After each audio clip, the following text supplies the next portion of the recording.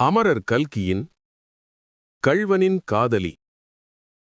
அத்தியாயம் 14. அபிராமியின் பிரார்த்தனை.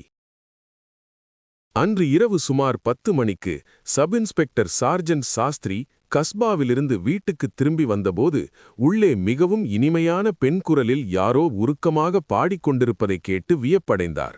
சற்று நேரம் வாசலிலேயே நின்று கேட்டுக்கொண்டிருந்துவிட்டு உள்ளே சென்றார்.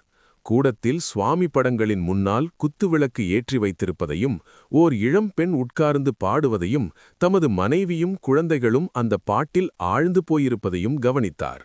சாஸ்திரி கொஞ்சம் தொண்டையை கனைத்து 2 தடவை தரையை தட்டிய பிறகுதான் அவர்களுக்கெல்லாம் இவர் வந்திருப்பது தெரிந்தது.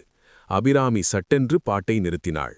இன்ஸ்பெக்டரின் மனைவி உடனே எழுந்திருந்து அவரிடம் வந்து, இந்த பெண்ணுக்கு பெரிய கஷ்டம் வந்திருக்கிறது, எல்லாம் உங்களுடைய அழகான போலீஸ் இலாக்காவினால்தான், இந்த பாவமெல்லாம் யாருடைய தலையில் விடியப் போகிறதோ தெரியவில்லை என்று படபடப்புடன் பேசத் தொடங்கினாள்.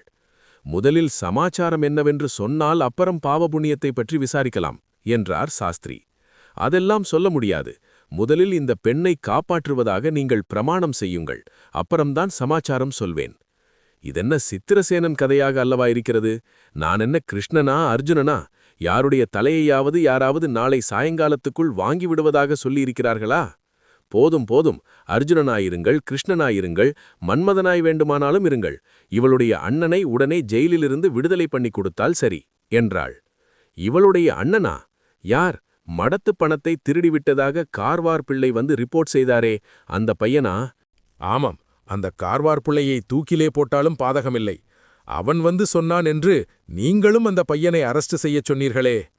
பிறகு மீனாட்சி அம்மாள் அபிராமியும் செங்கமலத்தாயாரும் தெரிவித்தபடி எல்லா விவரங்களையும் சார்ஜென்ட் சாஸ்திரியிடம் சொன்னாள்.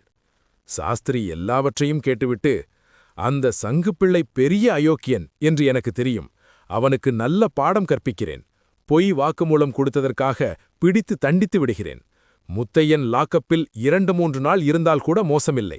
அப்படி இருந்தால்தான் அந்த அயோக்கியன் மேல் கேஸ் வலுப்படும். இந்த பெண்ணை சமாதானப்படுத்தி அனுப்பு என்றார். அதற்கு மீனாட்சி அம்மான், ரொம்ப நன்றாக இருக்கிறது, இவள் எங்கே போவாள் இத்தனை நேரத்துக்குப் பிறகு? அண்ணனை தவிர வேறு கதி கிடையாது இந்த பெண்ணுக்கு. ரோட்டில் கடை செங்கமலத்தாயார் தற்செயலாக பார்த்து இங்கே அழைத்து கொண்டு வந்தாள். இல்லாவிட்டால் என்ன நேர்ந்திருக்குமோ தெரியாது. இராத்திரி இங்கேதான் இந்த பெண் இருக்க வேண்டும் என்றாள்.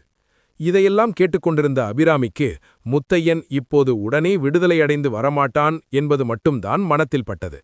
மீனாட்சி அம்மாளின் ஆறுதல் மொழியினால் தேறுதல் அடைந்திருந்த அவளுக்கு இப்போது துக்கம் பொங்கிக் கொண்டு வந்தது.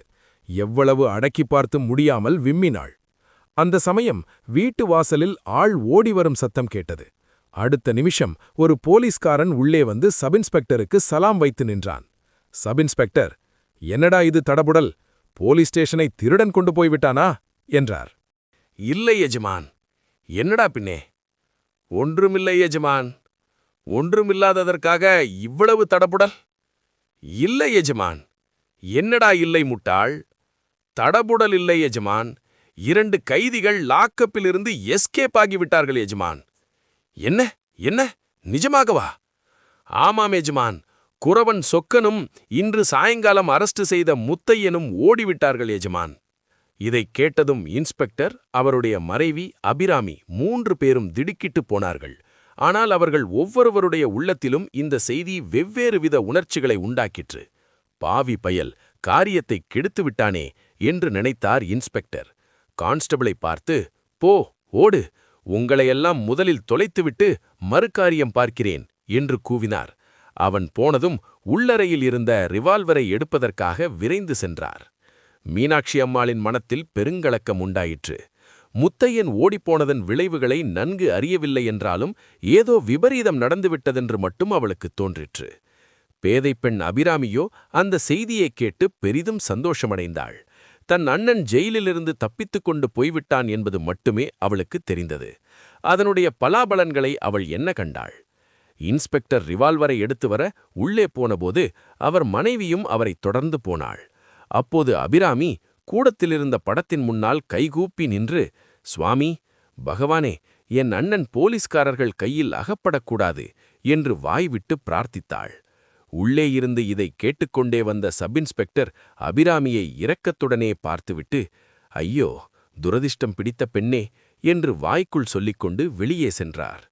அடுத்த அத்தியாயத்தில் சந்திப்போம்.